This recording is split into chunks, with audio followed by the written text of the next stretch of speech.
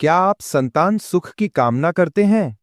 क्या जीवन में संतान न होने की वजह से मन अशांत है? तो आज का ये वीडियो आपके जीवन में उम्मीद की रोशनी बन सकता है, क्योंकि हम बात कर रहे हैं एक ऐसे दिव्य व्रत की जो खुद श्री कृष्ण ने धर्मराज युधिष्ठिर को बताया था। पुत्रदा एकादशी व्रत कथा, संतान प्राप्ति का दिव्य रहस्य। एकादशी की महिमा क्या है? दोस्तों, हिंदू धर्म ने एकादशी का विशेष स्थान है। हर महीने में 2 एकादशी आती हैं, कृष्ण पक्ष और शुक्ल पक्ष में। ये व्रत सिर्फ उपवास नहीं, बल्कि आत्मा की शुद्धि का मार्ग है। लेकिन पुत्रदा एकादशी उन सभी में खास है। इस व्रत का नाम ही इसका फल बताता है, पुत्रदा यानी संतान देने वाली।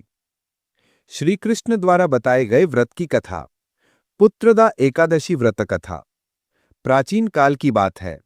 भद्रावती नामक एक समृद्ध और सुंदर नगरी थी, जो चंपा नदी के तट पर बसी हुई थी। इस नगरी पर सुकेतुमान नामक राजा राज्य करता था। वह अत्यंत धर्मात्मा, न्यायप्रिय और प्रजापालक राजा था। उसकी पत्नी का नाम शैव्य था। राजा और रानी दोनों ही धार्मिक प्रवृत्ति के थे। यज्ञ, हवन, दान पुण्य और धर्म कार्यों में सदा लगे रहते थे। परंतु एक ही दुख उनके जीवन में था। उनके कोई संतान नहीं थी। संपत्ति, वैभव, ऐश्वर्य सब कुछ होने के बावजूद संतानहीन होने के कारण वे सदा चिंतित रहते थे। राजा बार बार यही सोचते कि जब हम इस संसार से चले जाएंगे तो पिंडदान और श्राद्ध कौन करेगा? बिना संतान के पूर्वजों का ऋण कैसे उतरेगा? कहीं ऐसा तो नहीं कि किसी जन्म में हमने कोई पाप किया है, जिसके फलस्वरूप हमें ये दुख भोगना पड़ रहा है? इन्हीं विचारों में डूबे हुए राजा एक दिन इतने व्यथित हो गए कि उन्होंने जीवन त्यागने का मन बना लिया। परंतु तत्काल उन्हें यह ध्यान आया कि आत्महत्या महापाप होती है।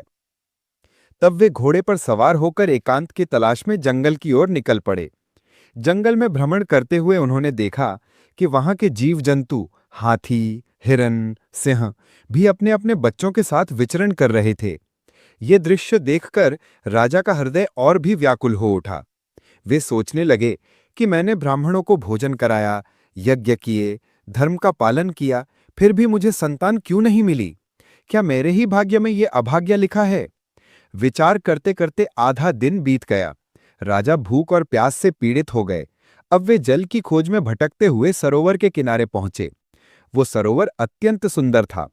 उसमें कमल खिले थे, हंस और बतख तैर रहे थे। राजा ने सरोवर के किनारे देखा कि वहां एक ऋषि आश्रम बना हुआ है। तभी राजा के दाहिने अंग फड़कने लगे, जिसे शुभ संकेत माना जाता है। उन्होंने घोड़े से उतरकर ऋषियों को साष्टांग प्रणाम किया और विनम्रता से वहीं बैठ गए। उन ऋषियों ने राजा का आतिथ्य स्वीकार किया और स्नेहपूर्वक पूछा, हे राजन, आप कौन हैं और इस वन में कैसे आए हैं? राजा ने हाथ जोड़कर उत्तर दिया, हे मुनिवर, मैं भद्रावती का राजा सुकेतुमान हूं। मेरे जीवन में सब कुछ है, पर एक अभाव है, मैं संतानहीन हूं। इसी चिंता में व्याकुल होकर मैं वन में चला आया हूं। तब ऋषियों ने मुस्कुराते हुए कहा, हे राजन, आप भाग्यशाली हैं जो आज हमारे दर्शन करने आए हैं। हम सभी मुनि विश्वदेव कहलाते हैं और यहाँ श्रावण शुक्ल पक्ष की एकादशी के पुण्य स्नान के लिए आए हैं। आने वाली ये एकादशी संतान प्राप्ति के लिए अत्यंत प्रभावशाली है। इसका नाम है पुत्रदा एकादशी व्रत। वे आगे बोले कि जो भी श्रद्धा और विधि पूर्वक इस एकादशी का व्रत करता है, उसे निश्चित रूप से संतान की प्राप्ति होती है। आप और आपकी रानी इस व्रत को करें। भगवान नारायण की कृपा से आपके संतानहीन जीवन में भी आनंद आएगा। ये सुनकर राजा के चेहरे पर आशा की चमक लौट आई। उन्होंने मुनियों को प्रणाम किया और तुरंत राजधानी लौटकर रानी शैव्य को सारी बात बताई। दोनों ने श्रद्धा और विधि पूर्वक पुत्रदा एकादशी का व्रत किया, भगवान विष्णु का पूजन किया, रात्रि जागरण किया और द्वादशी के दिन विधिवत व्रत का पारण किया। कुछ ही समय बाद रानी गर्भवती हुई। 9 महीने बाद उनके यहाँ एक अत्यंत तेजस्वी, सुंदर और यशस्वी पुत्र का जन्म हुआ। वो बालक बड़ा होकर पराक्रमी और धर्मात्मा राजा बना और प्रजा का कल्याण करने वाला सिद्ध हुआ। श्री कृष्ण कहते हैं, हे युधिष्ठिर, इस प्रकार पुत्रदा एकादशी व्रत ने राजा सुकेतुमान को पुत्र की प्राप्ति कराई। जो भी व्यक्ति श्रद्धा से इस कथा को पढ़ता या सुनता है, वह भी संतान सुख प्राप्त करता है और अंत में विष्णु लोक को जाता है। पुत्रदा एकादशी के चमत्कारिक लाभ। संतान प्राप्ति की प्रबल संभावना, संतान की रक्षा और लंबी उम्र का आशीर्वाद, पूर्व जन्म के पापों का शमन, घर में सुख शांति और वंशवृद्धि, संतान की पढ़ाई, करियर, विवाह में आने वाली रुकावटों का नाश। एकादशी के दिन शरीर में वात, पित्त और कफ का संतुलन होता है। उपवास करने से शरीर विषमुक्त होता है, जिससे गर्भधारण की संभावना बढ़ती है। मानसिक शुद्धि और सकारात्मक ऊर्जा का प्रवाह होता है। पुत्रदा एकादशी से जुड़ी मान्यताएं और रहस्य। कहा जाता है कि इस दिन अगर आप नारायण कवच स्तोत्र का पाठ करें तो व्रत का फल कई गुना बढ़ जाता है। रात्रि को भगवान विष्णु के सहस्त्र नामों का पाठ करने से 100 पुत्रों के बराबर पुण्य मिलता है।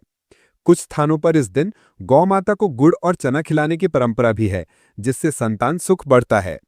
आपके लिए विशेष उपाय। संतान गोपाल मंत्र का 108 बार जाप करें। व्रत के दिन तुलसी पर दीपक जलाएं और उसकी 11 परिक्रमा करें। कम से कम एक ब्राह्मण को भोजन जरूर कराएं। दोस्तों, पुत्रदा एकादशी केवल एक परंपरा नहीं, ये विश्वास है, ये आस्था है, ये परमेश्वर की कृपा पाने का अवसर है। यदि आप संतान सुख की कामना करते हैं या किसी जानने वाले को यह समस्या है, तो इस वीडियो को जरूर साझा करें। हे श्री हरि नारायण, जो इस कथा को पढ़े, सुने या देखे, उन पर कृपा करो, जीवन में उजाला दो। जय श्री विष्णु, जय पुत्रदा एकादशी।